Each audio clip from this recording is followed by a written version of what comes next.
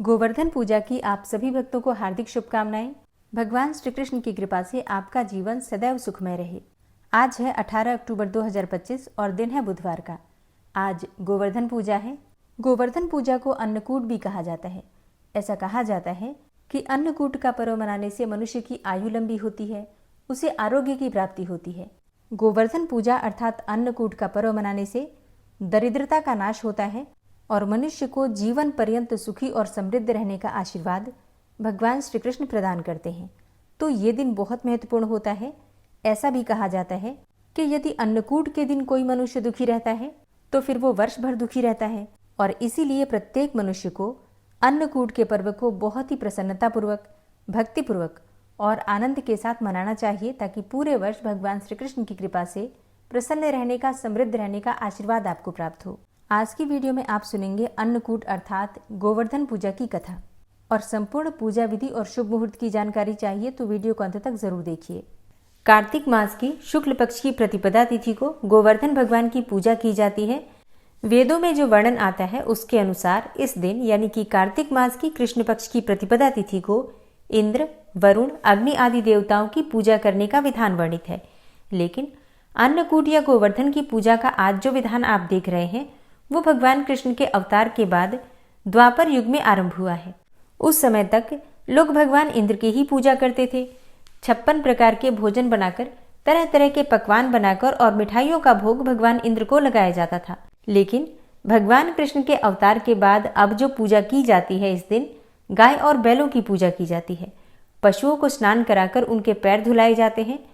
पुष्प और पुष्पों की माला, धूप, चंदन आदि से उनका पूजन किया जाता है।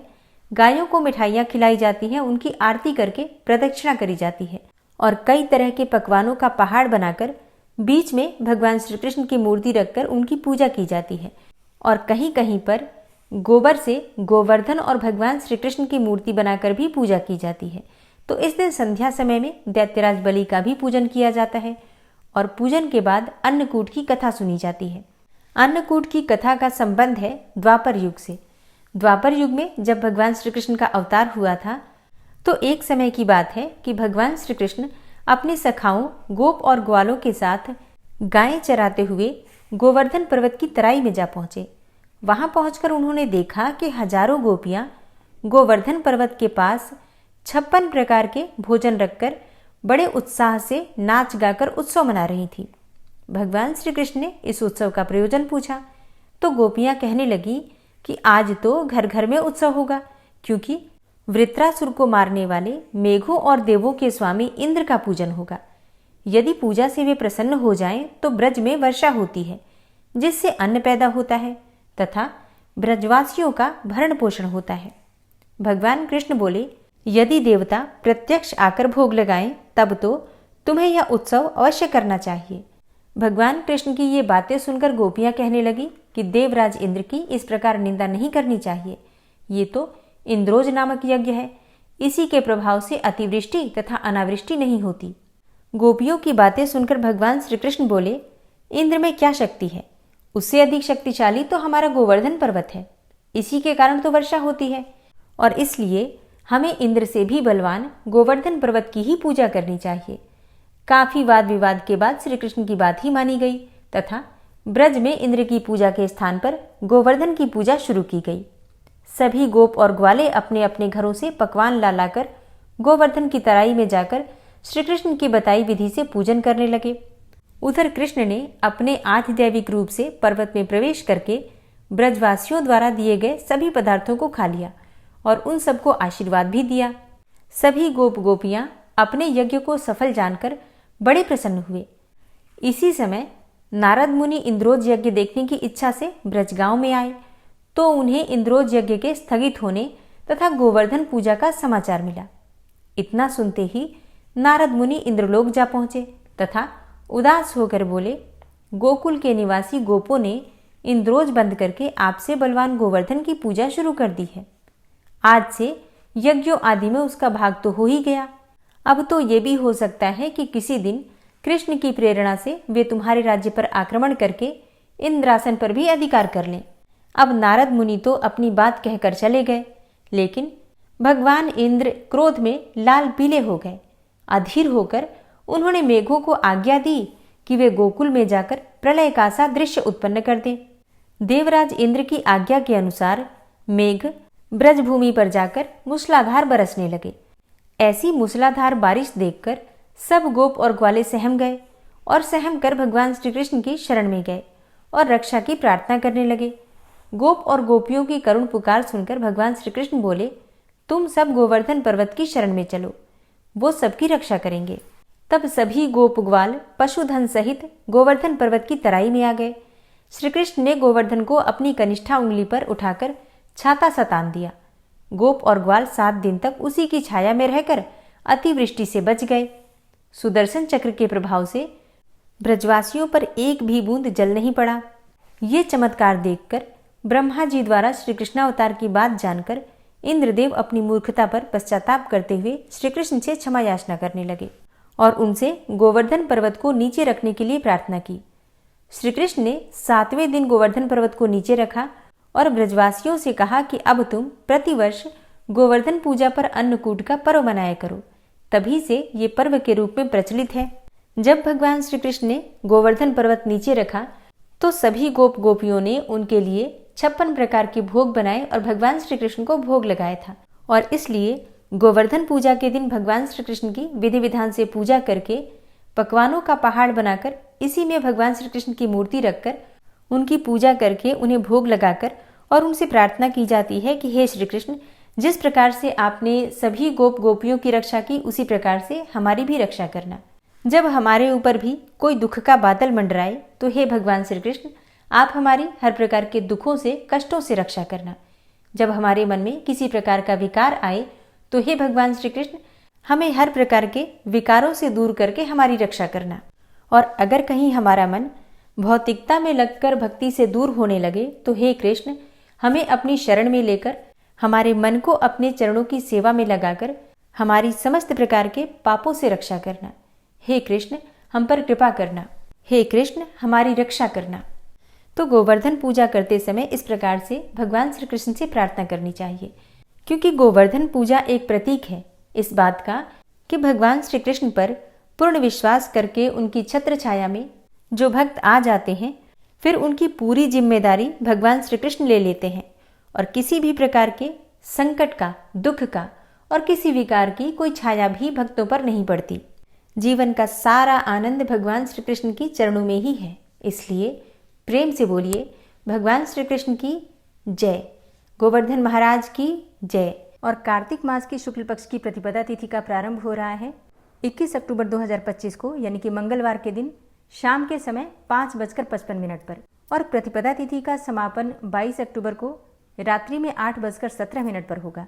और इस बार गोवर्धन पूजा के लिए 3 शुभ मुहूर्त हमें प्राप्त होने वाले हैं। और पहला शुभ मुहूर्त है सुबह 6:26 से सुबह 8:42 तक। तो सुबह की पूजा सर्वाधिक श्रेष्ठ है। अगर आप इस समय में नहीं कर पाते हैं पूजा, तो दूसरा शुभ मुहूर्त आपको प्राप्त होगा दोपहर में, जो कि दोपहर में 3:29 से शाम को 5:44 तक है। इस समय में भी आप पूजा आराधना कर सकते हैं। अच्छा, कई स्थानों पर गोधूली वेला में गोवर्धन भगवान की पूजा की जाती है। तो गोधूली वेला का समय नोट कीजिए, शाम को 5:44 से शाम को 6:10 तक। और ये गोवर्धन पूजा का तीसरा शुभ मुहूर्त है। तो तीनों शुभ मुहूर्त आप नोट कर लीजिए। जो भी समय आपके अनुकूल हो या फिर आपके क्षेत्र में जिस भी समय पूजा की जाती है उसके अनुसार आप पूजा आराधना कर सकते हैं। 22 अक्टूबर को सूर्योदय काल का समय है सुबह 6:25 पर और सूर्यास्त का समय है शाम को 5:44 पर। ब्रह्म मुहूर्त सुबह 4:30 से सुबह 5:30 तक। और बुधवार के दिन अभिजीत मुहूर्त नहीं होता है। तो राहु काल का समय नोट कीजिए, क्योंकि राहु काल में कोई भी शुभ कार्य आप नहीं कर सकते हैं और वो समय होगा दोपहर में 12 बजे से 1:30 तक। गोवर्धन पूजा के लिए प्रातःकाल जल्दी उठकर स्नान इत्यादि कर लीजिए, साफ स्वच्छ वस्त्र धारण कर लीजिए। फिर शुभ मुहूर्त में गाय के गोबर से गिरिराज पर्वत बनाया जाता है। घर के आंगन में ही बना लिया जाता है, या फिर ऐसा भी होता है कि कई लोग इकट्ठे होकर एक स्थान पर गोवर्धन पर्वत बना लेते हैं और फिर सब लोग मिलकर पूजा करते हैं। तो जैसे भी आपके यहाँ होता हो, आप लोग चाहें तो घर के आंगन में भी बना सकते हैं, या फिर अगर सब लोग मिलकर कर रहे हैं तो कुछ लोग इकट्ठे होकर भी एक ही जगह गोवर्धन पर्वत बनाकर वहीं पर मोहल्ले के सब लोग मिलकर पूजा कर लेते हैं। तो गाय के गोबर से गिरिराज पर्वत बनाया जाता है। साथ ही पशुधन यानी कि गाय, बछड़े आदि की आकृति भी बनाई जाती है और इसके बाद धूप दीप पुष्पों से इनकी पूजा की जाती है। गोवर्धन महाराज की पूजा में अक्षत, धूप, दीप, फल, पुष्प इत्यादि सभी चीजें अर्पित की जाती हैं और विधि विधान से पूजा करके गोवर्धन पर्वत की 7 बार परिक्रमा की जाती है। आज के दिन भगवान श्री कृष्ण की विशेष रूप से पूजा की जाती है। उनका अभिषेक दूध से करके और फिर वस्त्र इत्यादि धारण करके विधि विधान से धूप, दीप, अक्षत, पुष्प इत्यादि अर्पित करके भगवान श्री कृष्ण की पूजा करके फिर अन्नकूट का भोग लगाया जाता है। अन्नकूट में भगवान श्री कृष्ण को 56 प्रकार के भोग अर्पित किए जाते हैं। ऐसा कहा जाता है कि गोवर्धन पर्वत को भगवान श्री कृष्ण ने 7 दिनों तक अपनी उंगली पर ही धारण कर रखा था। तो जब भगवान श्री कृष्ण ने गोवर्धन पर्वत को नीचे रखा तो उसके बाद सभी गांववासियों ने, सभी ब्रजवासियों ने भगवान श्री कृष्ण को 56 प्रकार के भोग बनाकर उन्हें अर्पित किया, उनको भोग लगाया और उनकी पूजा की। तो आप अपनी इच्छा के अनुसार भगवान श्री कृष्ण को भोग में कोई भी वस्तु अर्पित कर सकते हैं। चाहे तो 56 प्रकार के भोग भी बना सकते हैं या फिर अपनी इच्छा के अनुसार कुछ मिठाइयाँ, कुछ पकवान बनाकर भगवान को भोग अर्पित करके और उसके बाद प्रसाद स्वरूप इसे ग्रहण करना चाहिए। ऐसा कहा जाता है कि अन्नकूट का प्रसाद ग्रहण करने से आयु लंबी होती है, आरोग्य की प्राप्ति होती है और भगवान श्री कृष्ण की विशेष कृपा आपको प्राप्त होती है। और हाँ, भगवान श्री कृष्ण के अन्नकूट के प्रसाद में कई तरह की सब्जियों को मिलाकर मिक्स सब्जी बनाई जाती है। फिर कढ़ी चावल, पूड़ी पकौड़े, मूंग की खिचड़ी और बाजरे का हलवा इत्यादि बनाया जाता है। रोटियां बनाई जाती हैं और फिर इन्हें ही भगवान को भोग अर्पित करके फिर प्रसाद स्वरूप वितरण किया जाता है और स्वयं भी इसे ग्रहण किया जाता है।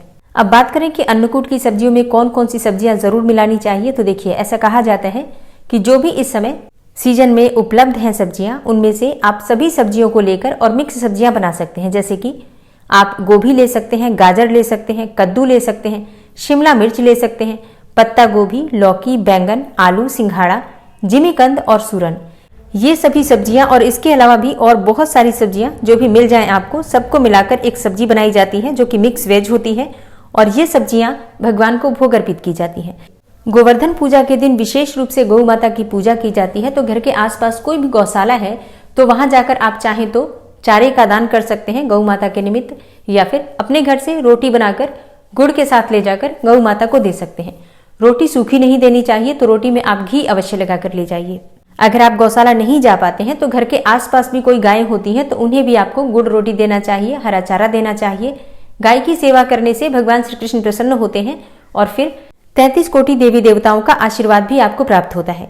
इसलिए बहुत आवश्यक होता है गोवर्धन पूजा के दिन गाय की पूजा करना। वैसे आप तो प्रतिदिन कर सकते हैं, लेकिन गोवर्धन पूजा विशेष है, इस दिन आपको जरूर करना है।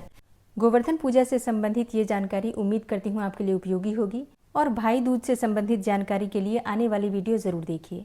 आज की वीडियो कैसी लगी कमेंट बॉक्स में जरूर बताइए। वीडियो अच्छी लगी हो तो लाइक कीजिएगा, संभव हो तो शेयर भी कीजिएगा और चैनल पर पहली बार आए हैं, अगर अभी तक आपने चैनल को सब्सक्राइब नहीं किया है तो आज की वीडियो अगर आपको अच्छी लगे तो चैनल को सब्सक्राइब कर लीजिए, बेल बटन को ज़रूर प्रेस कर लीजिए। तो इससे ये होगा कि इस चैनल पर जो नई वीडियो अपलोड होंगी उनकी नोटिफिकेशन आपको सही समय पर प्राप्त होगी। मिलते हैं आपसे अगली वीडियो में, तब तक के लिए जय श्री राधे।